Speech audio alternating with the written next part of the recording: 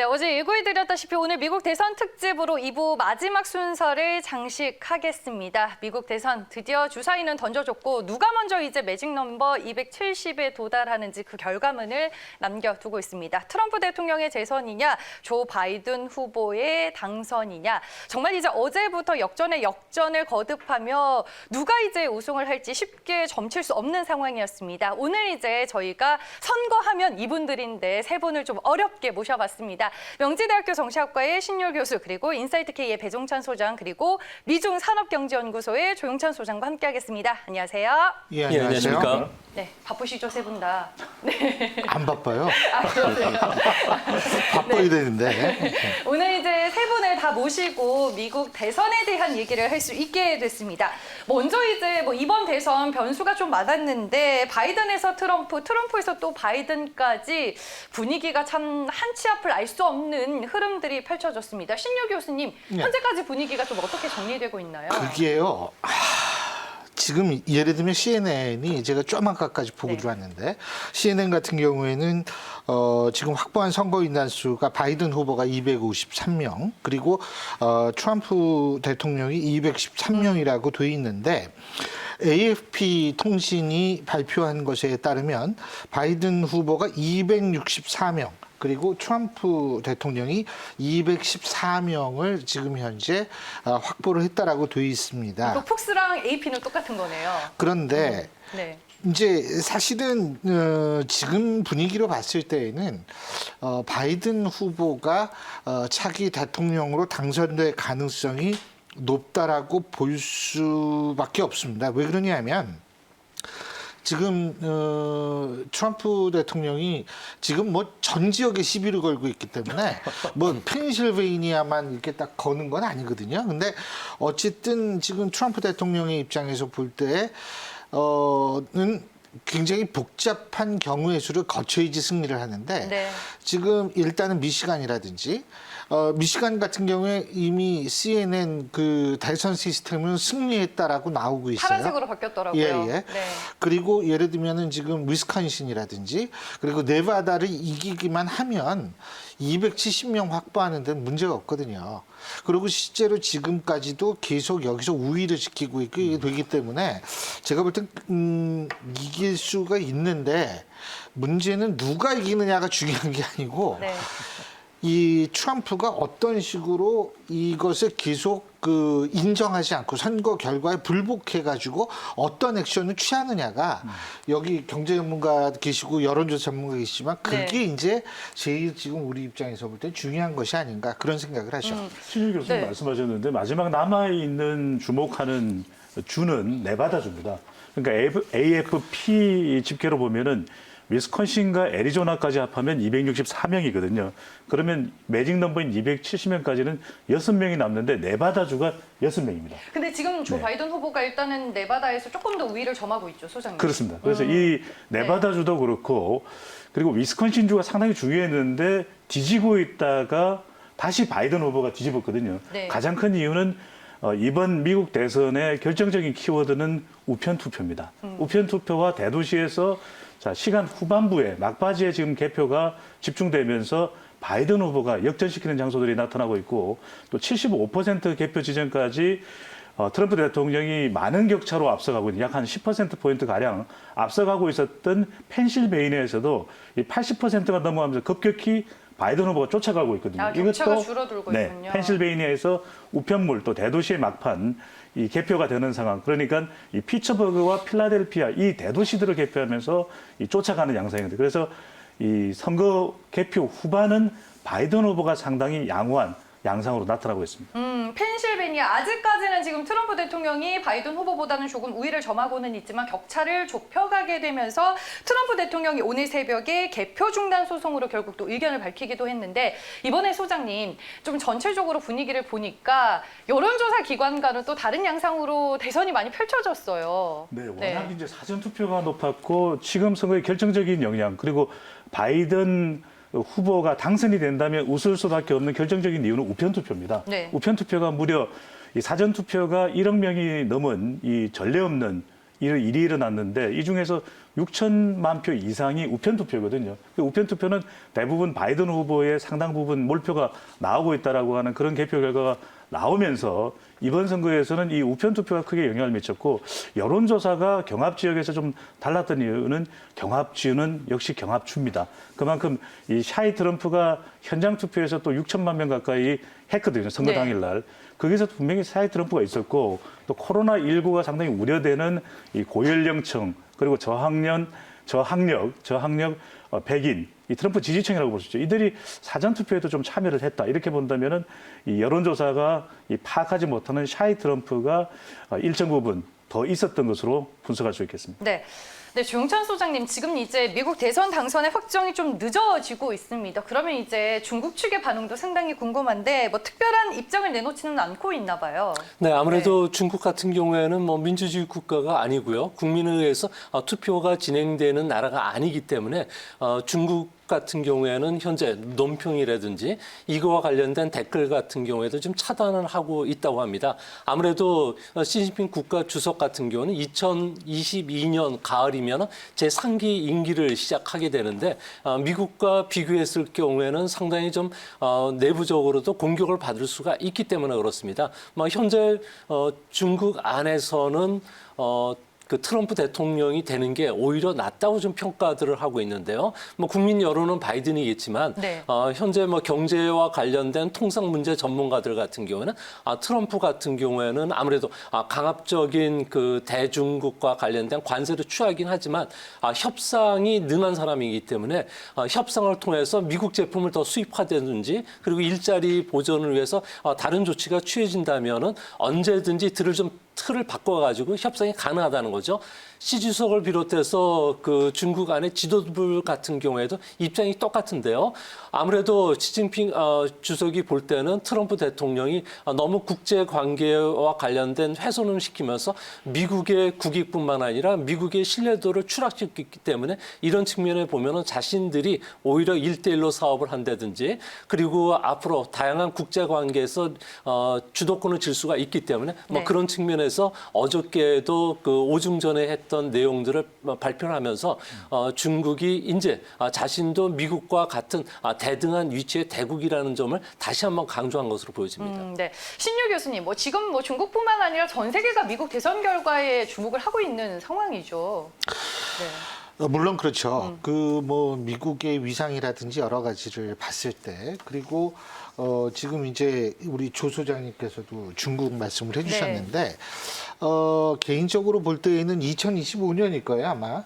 그 도련선이라고 있지 않습니까? 거기 도련선이라는 게 이제 이 선을 중국이 딱 그놓고 미국에 있어서의 이 무력 함대가 여기 진입하면 우린 가만히 안 있겠다 이거거든요. 근데 그 2025년부터 이제 본격적으로 적용을 하겠다라는 입장이기 때문에 이번 대선이 그런 차원에서도 나름대로 의미가 있지 않을까라는 생각을 합니다. 그런데 문제는 뭐냐면 네.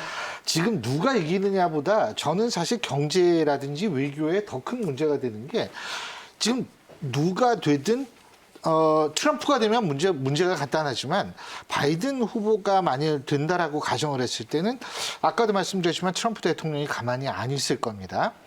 자, 근데 이제 그게 시나리오가 사실 많은 분들이 그러니까 이 대법원에 제소를 해가지고 네. 뭐 하면은 거기에서 판결이 날 때까지 뭐 이런 생각을 하시는데 저는 그렇게 생각하지 않아요. 어떻게 생각하세요? 뭐냐면 이런 일이 실제로 있었습니다. 지금 트럼프 대통령이 주로 이게 문제다라고 거는 주들이 대부분 주지사는 민주당 소속인 주지사들이에요.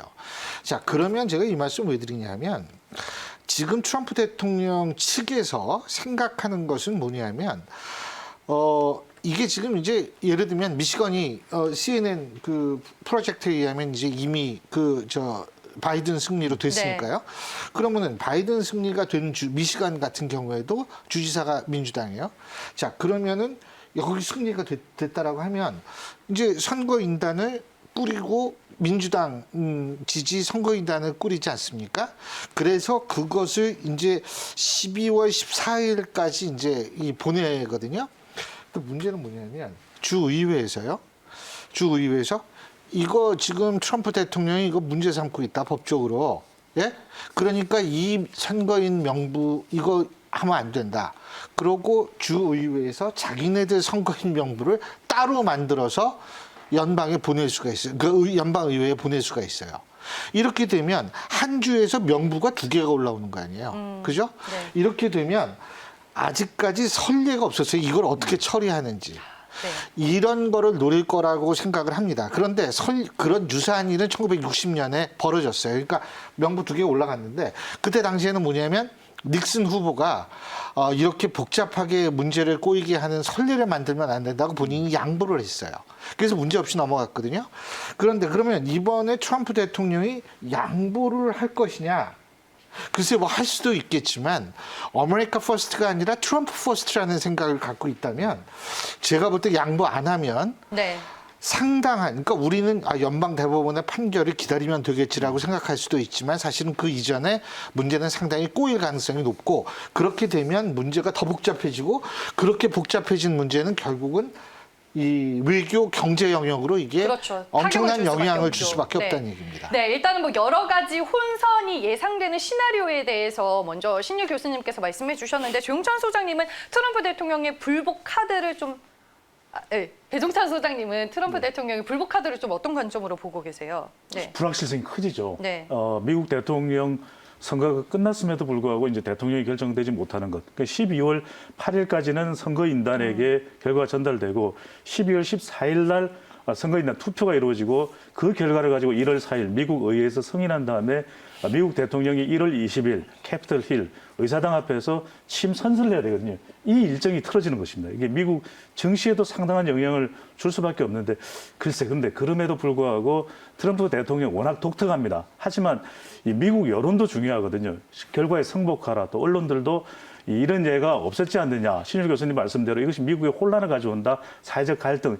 이렇게 되면은 트럼프 대통령도 자기 생각만 고집할 수는 없거든요. 네. 그런 만큼 이 경제에도 영향을 줄 수 있고 다른 글로벌 경제에까지 타격을 줄 수 있기 때문에 한 11월 뭐 이 소송을 제기한다 하더라도 그것이 과연 장기화 될 것이냐 이런 또 분석도 나옵니다. 물론 트럼프 대통령이 이 선거 직전에 이 에이미 코니 베럿 이 연방 대법관을 임명을 합니다. 그 이유도 이게 이 대법원까지 가서 제소해서 이 법적 소송으로 끌고 가겠다는 트럼프 대통령의 전략 아니냐. 네. 그리고 이 선거 개표 과정에서도 기자회견을 통해서 이거 우리 소송으로 갈 수도 있다. 이걸 암시했던 것은 그런 상황까지도 전개될 수 있겠지만 바로 이게 중요합니다. 이게 이제 정시, 주식 시장에 미치는 영향도 상당히 클 것이기 때문에 11월이 자칫 그렇게 된다면 혼돈의 상황이 월가에서 벌어질 상황도 다분히 있어 보입니다. 그러면 이제 미국이 좀 대선을 통해서 혼란한 틈을 타서 조영찬 소장님, 이 중국 같은 경우에는 또 다른 행보를 보일 수 있을 것 같아요. 간밤에 또 시진핑 중국 국가주석이 미국과는 상관없이 우리는 대외 개방 가속화에 좀 속도를 내겠다 이런 발언을 했더라고요. 네, 그렇습니다. 네. 뭐 오중전에서 그 이야기했던 전문이 그대로 공개가 됐는데요. 네. 미국과 관련해서는 뭐 일방주의 그리고 보호주의가 뭐 국제 순환 사이클에 악영향을 끼쳤다고 이야기했던 거는 뭐 글로벌 경제에도 악영향을 끼쳤을 뿐만 아니라 중국이 그 현재 중국 공장이라는 부분들을 뭐 이제 앞으로는 중국 서비스 시장이라든지 중국 제조와 관련된 글로벌 표준을 가져야 되는데 이런 작업들과 관련해서 미국이 계속 규제를 놓고 있기 때문인 것으로 자기들은 이제 파악을 했던 것 같습니다.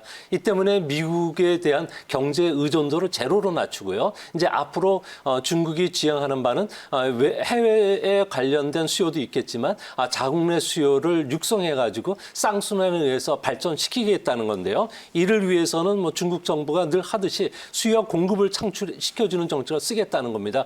당장 내수 시장과 관련해서 그 중국 서비스 시장을 개방시키고 또 소비라는 새로운 수요를 창출시키기 위해서 디지털로의 산업 고도화 정책도 쓰겠다는 거고요. 또 공급 측면에서는 혁신을 주도를 할 수 있게끔 반도체라든지 IT와 관련된 국제 표준을 자신들이 만들어가기 위해서 대규모 자금을 투자하겠다고 했기 때문에 뭐 1조 한 4천억 달러 정도, 1천만억 전적인 돈을 쓴다는 점에서 세계 기업들 같은 경우는 중국과 관련된 협력 파트너로 삼기 위해서 상당히 노력하지 않을까 보여집니다. 네, 알겠습니다. 뭐 신유 교수님께서 앞서서 이제 혼란과 또 혼선이 예상되는 미국 대선이다라고 말씀해 주셨는데 이번에 상하원 선거도 이제 같이 치러지게 됐잖아요. 이 의회 그렇죠. 판도도 같이 어떻게 봐야 예, 될까요? 근데 그 상하원 선거도 물론 중요합니다만 그 네. 전에 제가 한 가지만 말씀드릴 게 있는 게 지금 그 원래 법적으로 미국 연방법에 따르면은 네. 12월 14일 날 선거인 날 투표를 하지 않습니까? 근데 12월 14일 6일 전, 그러니까 12월 8일까지는 각 주가 선거 관련 논란을 종식해야 할 의무가 있다라고 규정이 돼 있습니다. 네. 그렇기 때문에 우리가 기억하실지 모르지만 엘고어 후보하고 조지 W. 부시 아들 부시 대통령하고 이 선거에서 붙었을 때 2000년이죠. 네. 그때도 이제 문제가 발생하지 않았습니까? 근데 그때는 사실은 단순하게 재검청 문제였었지 지금처럼 뭐 우편 투표의 문제다 뭐 이쪽은 투표 참관을 못하게 미시간 같은 경우에 지금 트럼프 대통령이 그래서 이제 이걸 개표를 못하게 네. 지금 요청을 하고 있고 이런데 그때 같은 경우에도 이렇게 보면 그때 당시에 연방 법원 역시도 수검표 요구 고치기 요구한 걸 기각하는 이유가 근거가 뭐였었냐면 그러니까 이 선거인단 투표 6일 전까지는 모든 걸 종식시켜야 되는데 이거 자꾸 무조건 이럴 수 없지 않느냐. 이래서 이제 이걸 종식시킨 거거든요. 자, 그렇다면 이번에도 당시에 있어서의 판례를 근거로 동일한 판단을 할 것이냐가 제일 중요한 일단은 관건이라는 말씀을 드리고요. 네. 그리고 그 지금 상하원 말씀하셨는데 상하원 같은 경우에도 물론 아직은 진행되고 있습니다만 이 상원은 대체적으로 공화당이 다수당이 네. 될 것이고 하원은 민주당이 계속 될 것이다 이런 거고요.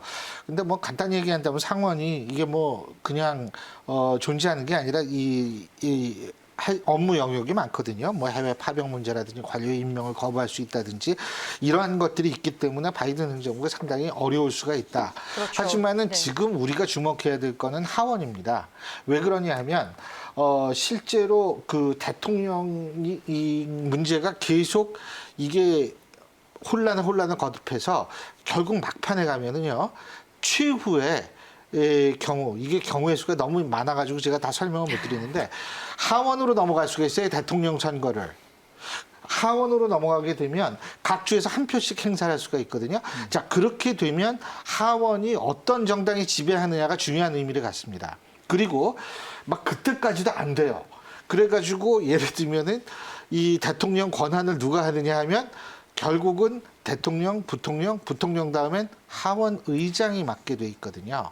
그렇기 때문에 그런 의미에서 하원을 민주당이 가져갔다라는 것에 대해서는 나름대로 우리가 좀 주목할 필요는 있지 않을까라는 생각을 하게 됩니다. 네, 알겠습니다.